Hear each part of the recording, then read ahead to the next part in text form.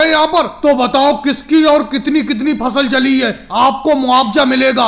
मैं इस चीज की जांच करने के लिए आया हूँ। सर जी क्या बताऊँ, सबसे पहले मेरी फसल लिख लीजिए कि मेरी फसल कितनी जल गई। 3 बीघे का खेत का एक टुकड़ा था मेरा, जिसमें मैंने गेहूं की फसल लगाई थी, लेकिन सारी की सारी फसल जल गई। क्या नाम है आपका? आप अपना नाम बताओ। जमीन के साथ साथ अपना नाम भी बताते रहो सब लोग। सर जी मेरा नाम तो मोदी है, पूरा नाम नरेंद्र मोदी। अच्छा मोदी जी ये बताओ, ये आग लगी कैसे? कैसे लग गई सबके खेतों में आग? अरे सब लोगों को मालूम है कि गेहूं की फसल इतनी नाजुक फसल होती है, किसने आग लगा दी? अरे सर जी ये पता चल जाता तो सारा का सारा डंडा हम उसी से ना ले लेते। पता ही नहीं चल पाया कि कैसे खेत में आग लग गई, और जब एक खेत में आग लगी तो सबके खेत जलते चले गए। इसका मतलब आग लगाने वाले का पता नहीं चल पाया। कोई बात नहीं, आप अपनी अपनी फसल बताओ, अच्छा मुआवजा देगी सरकार आपको। अरे मम्मी जी चुप कैसे हो, बताओ ना अपनी फसल कितनी जली है। आप तो चुपचाप खड़ी हो। मोदी जी ने अपनी जमीन लिखवा दी, न लिखवा दी 3 बीघा, फिर ये सर जी चले जाएंगे। जल्दी लिखवाओ अपनी फसल 2 बीघा। मेरे बेटे अगर मैं चुप खड़ी हूँ तू भी तो चुप खड़ा है, तू नहीं बता सकता फसल? सर जी 2 बीघा की गेहूं की खेती हमारी भी चल गई। मेरे नाम में जमीन थी, मेरा नाम सोनिया है। चलो सोनिया जी कोई बात नहीं, 2 बीघा खेत है ना आपका, लिख लिया मैंने। सर जी क्या बताएं, ये गेहूं के खेत में अगर आग लग जाए तो ये बुझे से नहीं बुझती है, और कई खेतों में लगती चली जाती है। जैसी हमारे ही देख लो, कम से कम 10 लोगों के खेत जल चुके।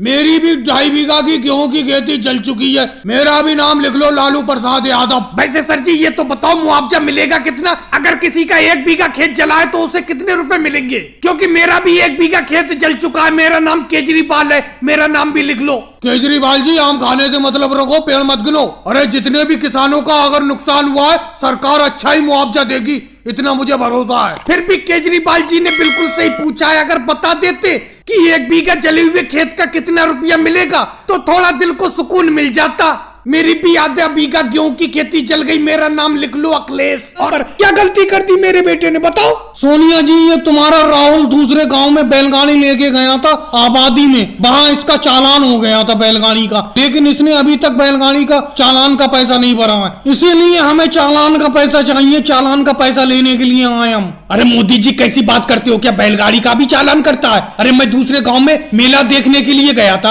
वहाँ तो भीड़ थी, तो आबादी में कहाँ पे बैलगाड़ी चली गई? ये बताओ पहली बात, बैलगाड़ी का चालान किस बात का? देखो राहुल, अगर तुम्हारी बैलगाड़ी का चालान कटा तो चालान तो भरना ही पड़ेगा। हम चालान की वसूली करने के लिए आए, पैसा दे दो अपने आप, चालान का जो भी बनता है।